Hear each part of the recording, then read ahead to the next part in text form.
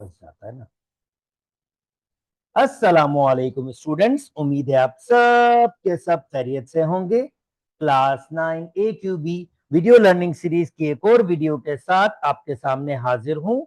मेरा नाम अरसलान शेख है और मैं आपका मैथ्स टीचर हूं।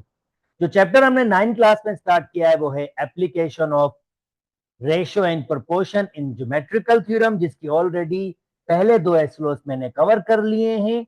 जनाब, जो आज हम स्टार्ट करेंगे वो इसका तीसरा एसलोस है। चलिए ये वो एसलोस क्या है वो आपको दिखाते हैं।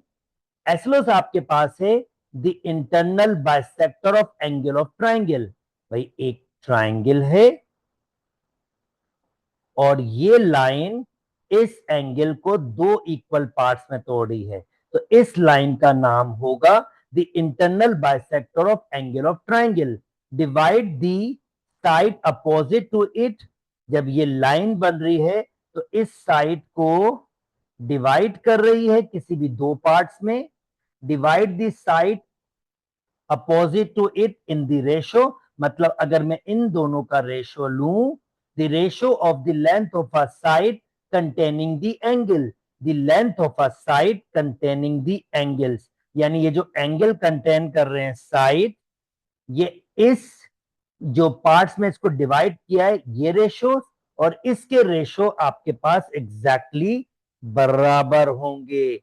अब इसका मतलब सिंपली ये है कि अगर आपके पास ये एंगल बाइसेक्टर बना हुआ है तो ये जो इसने इस एंगल बाइसेक्टर ने अपोजिट साइड्स को की जो लेंथ को है डिवाइड किया है, तो अगर मैं B D upon D C का रेशो लूं तो वो एग्जैक्टली बराबर होगा ए बी अपॉन ए सी के रेशो के। उम्मीद करता हूं दोस्तों आपको ये बात भी समझ आ गई होगी। चलें अब जरा इसको प्रैक्टिकली सीखते हैं, और प्रैक्टिकली सीखते हैं जनाब जियो अलजबरा से।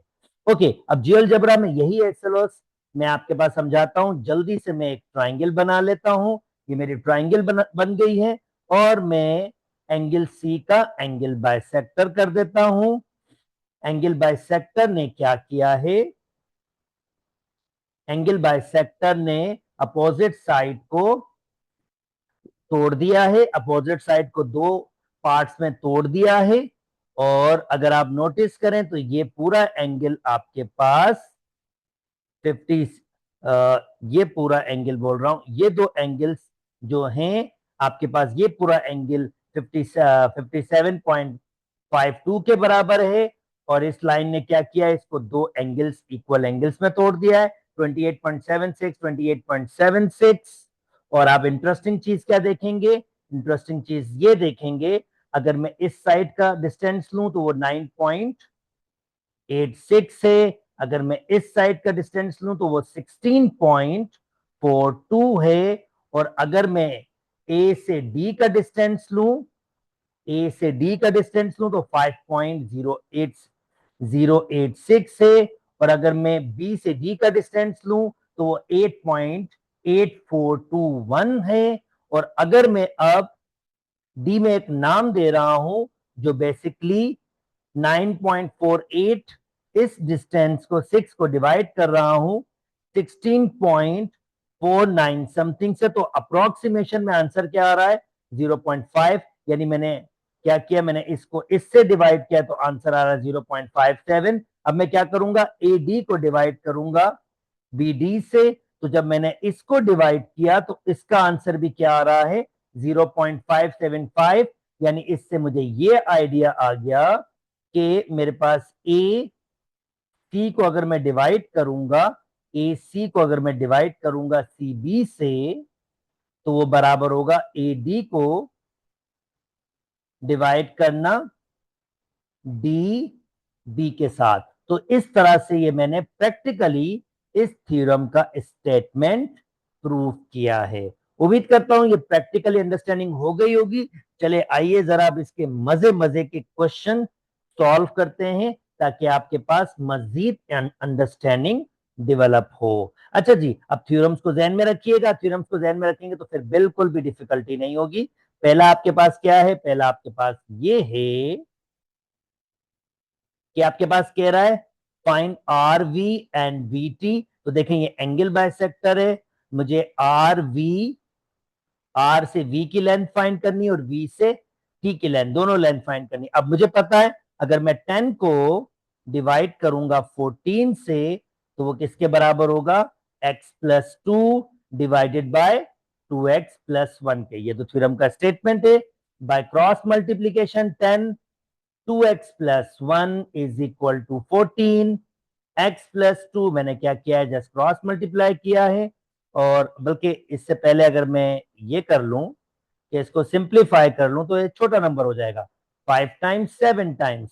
तो अब मैं क्रॉस मल्टीप्लाई कर लेता हूं, 5 को मल्टीप्लाई करूंगा 2x प्लस वन से, 7 को मल्टीप्लाई करूंगा x प्लस टू से।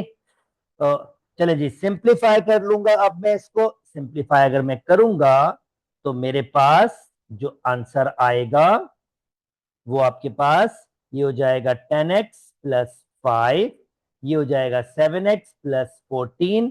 तो 7x को यहां ले आता हूं, 5 को वहां ले जाता हूं, अपने साइन चेंज करेंगे ये। तो जनाब ये हो जाएगा 3x और जनाब ये हो जाएगा 9 और x की वैल्यू कितनी आ रही है आपके पास, 3 आ जाएगी। तो अब मुझे r से v फाइंड करना और r से v क्या है, r से v है x प्लस टू, यानी 3 प्लस टू आंसर आ जाएगा 5। और मुझे फाइंड करना है v से t, तो v से t क्या है 2x प्लस वन, तो 2 मल्टीप्लाई बाय 3 प्लस वन यानी 6 प्लस वन आंसर आ जाएगा 7। उम्मीद करता हूं दोस्तों आपको ये मजे का प्रॉब्लम समझ आ गया होगा। चलें जी नेक्स्ट।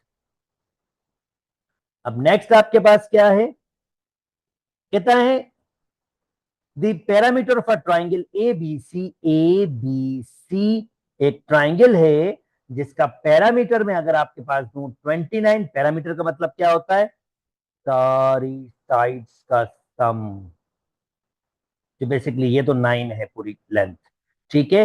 इन दोनों का और इस लेंथ का सम क्या होगा, तो 29, यानी इन दोनों का जो सम होगा ना वो 20 होगा, क्योंकि ये 9 है तो बाकी ये दोनों साइडें बच गई, तो इनका सम तो 20 होगा। A D is angle, angle bisector. अब कहता है find the length of A B and A C. अच्छा जी, अब देखते हैं कि हम इसको कैसे फाइंड कर सकते हैं।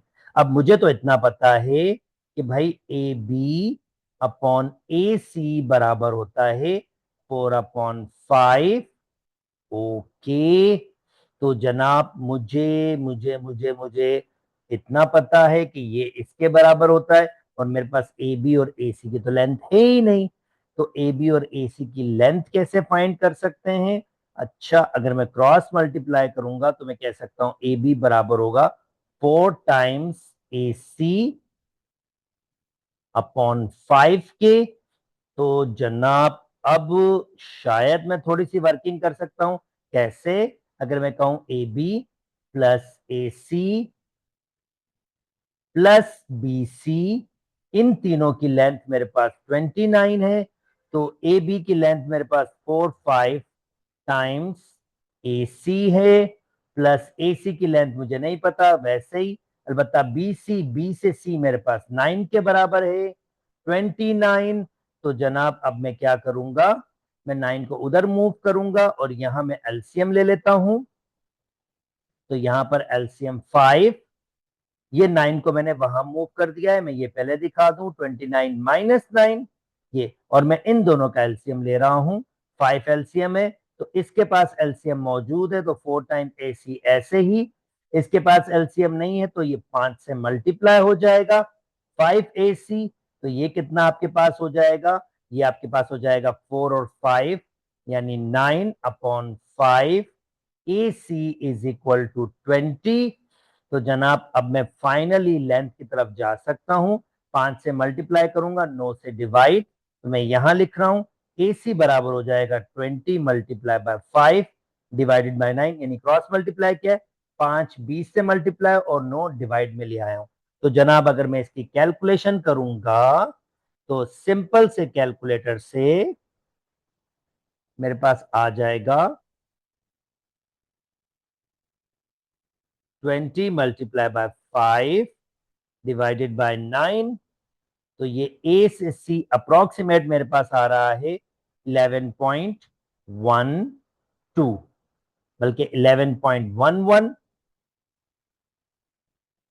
और जनाब इसका मतलब ये साइड भी मुझे मिल गई, ए सी 11.11। तो अब मैं ए बी की वैल्यू भी आराम से फाइंड कर सकता हूं। क्यों? क्योंकि ए बी किसके बराबर है, ये देखे ना, ये दिया हुआ है, ए बी बराबर दिया हुआ है 4/5 टाइम्स ए सी जो है 11.11। तो जनाब 4 को मल्टीप्लाई करें 11.11 से और डिवाइड करें 5 से, तो आपके पास जो लेंथ आएगी ए बी की वो आएगी 8.888। इसका मतलब ये है कि ये 8.888 हो जाएगा। अब फाइनली मैंने सारी चीजें निकाल ली। बहुत टेक्निकल क्वेश्चन था, बहुत मजे का क्वेश्चन था। अब ये मैंने लेंथ सारी निकाल ली, तो अब मैं इजीली, बल्कि मुझे यही फाइंड करना था, मैंने दो लेंथ मिल गई, तो देखिए ये मैंने लेंथ निकाल ली और यही मेरा फाइनल आंसर है। तो जनाब उम्मीद करता हूं आपको ये वाली बात भी समझ आ गई होगी। अब ये थोड़ी सी एक एप्लीकेशन यूज की बेसिक इस थ्योरम की, जिसके जरिए दो साइडें भी फाइंड की जा सकती है। चलें जी नेक्स्ट। अब ऐसा क्वेश्चन आपको एक करके दिखाया, तो ये आप खुद से करेंगे। एक और प्रैक्टिस चलो मैं आपको दे देता हूं 7th की। आपको पता है ये एंगल बाइसेक्टर है, तो इसका मतलब है अगर मैं इसको डिवाइड करूंगा इससे, यानी 2y-4 डिवाइडेड बाय 9, तो किसके बराबर होगा, इसको डिवाइड करना इससे। ये ध्यान में रखिएगा, अगर मैंने ये साइड ली है और फिर ये लिया है, तो फिर इसके साथ वाली ये साइड होनी चाहिए। y-1 divided by 6, cross multiply करूंगा, 6 को 2 से मल्टीप्लाई करूंगा 12y, 6 को 4 से 24, 9 को y से 9y, 9 को 1 से -9, तो 12y -9y और -9 और ये प्लस के 24 हो जाएगा। तो इसका मतलब ये है कि ये कितना हो जाएगा 3y, और ये हो जाएगा जनाब 4 और 5 15, और y की वैल्यू आ रही है 5। तो हमें क्या फाइंड करना है, सी से डी। सी से डी यानी 5-1 जो हो जाएगा 4, और ए से डी मतलब 2 टाइम्स 5 - 4 मतलब 10 - 4 6 हो जाएगा। तो उम्मीद करता हूं दोस्तों आपको ये बिल्कुल बात समझ आ गई होगी और ये बिल्कुल भी डिफिकल्ट नहीं लगा होगा। अच्छा जी, find the length again same चीज है, अलजेब्रिकली अभी मैंने करवाया है। वीडियो को रोक के प्लीज इसको सॉल्व कीजिएगा और कमेंट में मुझसे आंसर शेयर कर लीजिएगा। ओके, चलें थोड़ा और टेक्निकल तरीके से चलते हैं क्वेश्चंस में, और मजेदार क्वेश्चंस करते हैं। अब इसमें एक साथ पिछली थ्योरम और करंट थ्योरम दोनों इन्वॉल्व किए, देखें किस तरह से यूज होगा। Find the length of each segment E से एफ। ई से एफ फाइंड करना है आपने। अच्छा, अब पिछला थ्योरम आपको याद होना चाहिए, पर पहले मैं करंट थ्योरम स्टार्ट करता हूं। तो अगर मैं इसको एक्स कह दूं, तो हम जानते हैं अगर ये एंगल बाइसेक्टर है, ये लिखा हुआ एंगल बाइसेक्टर है, इसका मतलब ये है अगर मैं 18 को डिवाइड करूंगा 24 से, तो उसका आंसर किसके बराबर होगा, x डिवाइडेड बाय 16।